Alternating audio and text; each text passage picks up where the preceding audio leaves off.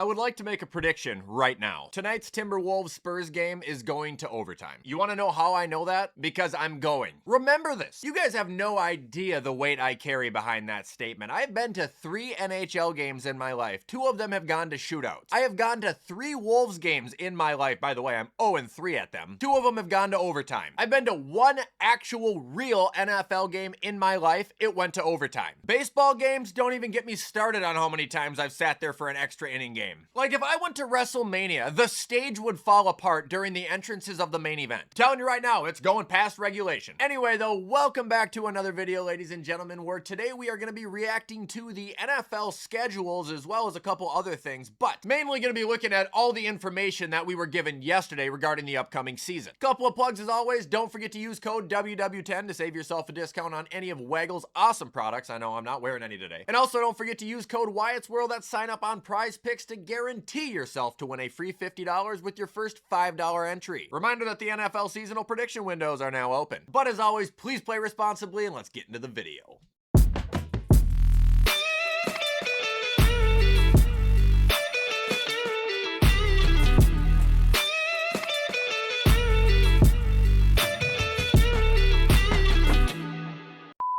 So first off, and I'll be quick about this one because I already made a TikTok on this yesterday, but I want to talk about the NFL's holiday schedule that they are giving us. I should say gifting us this year. Obviously, they're assuming every team is going to be healthy and playing up to the standard that they're being held at, but the games look fantastic, dude. We got the Bears at the Lions on Thanksgiving. We got the Eagles at the Cowboys, and then ending the day, we got the Chiefs at the Bills. Every one of those games should be cinematic. Not to mention, there's also a Thanksgiving Eve game, which was Green Bay and Los Angeles, and a Black Friday game, which I believe is Denver and Pittsburgh. However, it doesn't stop there because you look at the Christmas schedule, basically Christmas week they're calling it. Christmas Eve, you got the Texans and the Eagles, then Christmas Day, you got a 3-game slate between the Packers and the Bears, the Bills and the Broncos, which now I might have 2 holidays ruined, I don't know, or 2 holidays that'll be the best ever. And then after that, though, you got the Rams and the Seahawks closing out the holiday. Would also appear we're gonna get 2 Saturday games that are yet to be determined, but this will amount to 5 straight days of football, man. That's gonna be pretty nice to have, I can't lie. Like, I definitely give the NFL props for attempting to give us the best holiday slate I think I have seen in years. But like I said, now it all falls on the teams basically to stay healthy and play well enough to make these games as entertaining as they appear to be right now.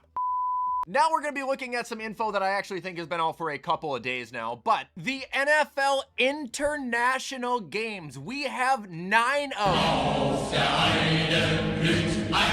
The fuck was that? Anyway, as I was saying, we have 9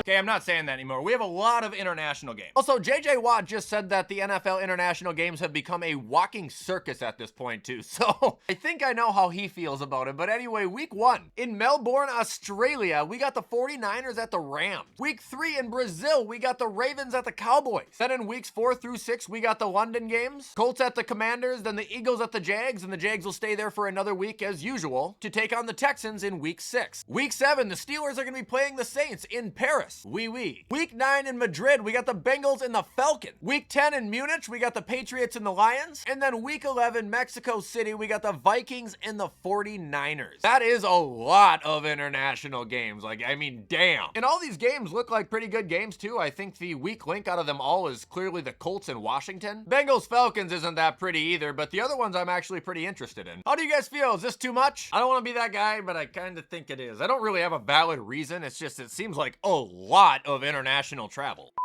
Following that, we have got some unfortunate news for 5 NFL teams, or maybe in your case it is fortunate, but the following teams will not have a primetime game this season. The Jets, the Titans, the Raiders, the Cardinals, and the Dolphins. Keep it a beam with you. I agree with every single one of those besides the Titans. Maybe that's just because I like Cam Ward, but I think they're going to be interesting to watch. Maybe the Raiders too. But Jets, Cardinals, and Dolphins, that's a good call. Speaking of the Cardinals, they are underdogs in every game this season, and they are a touchdown or more underdogs in their first 11 of them. Look, I don't think they're going to be good by any means, but I feel like Miami is going to be much worse than them. Curious to see what their lines are. Also, blessed by Ari yet again, we have got the 2026 NFL bye weeks for every team. So in week 5, Kansas City and Carolina get their bye. That would just be fucking awful. I'm not going to lie. That early, especially if you need that break like later in the season due to some injuries and stuff. Eey. Moving on to week 6, Cincinnati, Detroit, Miami, and Minnesota get a break. Week 7 is Buffalo, Jacksonville, the Chargers, and Washington. I'm just happy the Bills and the Vikings aren't on the same bye week. I feel like that happens pretty often, and it's like the most boring week of football ever. Week 8, the Giants, the Texans, the Saints, and the Niners get a break. Week 9 is Pittsburgh and Tennessee. Week 10 is Chicago, Denver, Philadelphia, and Tampa Bay. Week 11, 6 teams have a bye. The Seahawks, the Rams, the Falcons, the Patriots, the Browns, and the Packers. Week 12, everyone's playing. Week 13, it's Baltimore, the Jets, Indianapolis, and Vegas who are off. And then week 14, the final byes go to Dallas and Arizona. Again, Ari Miroff, thank you for doing what you do.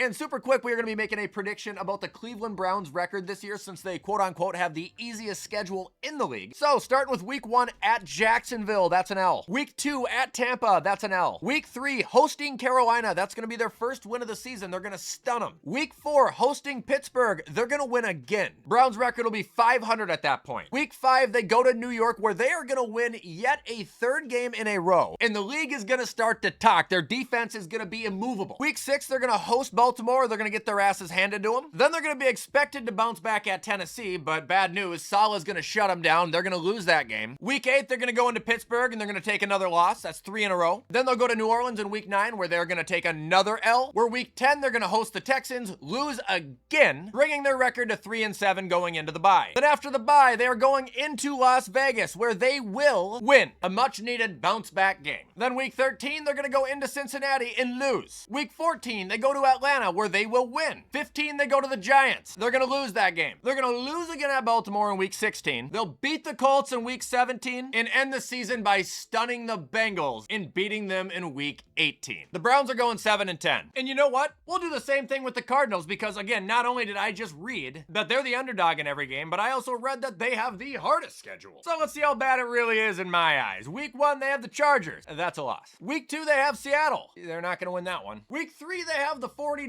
Starting to see why they're the underdogs, you know. Week 4, they have the Giants. They could win that one. Do I think they will? Absolutely not. Week 5, we have the Lions. Not winning that one. Week 6, they have the Rams.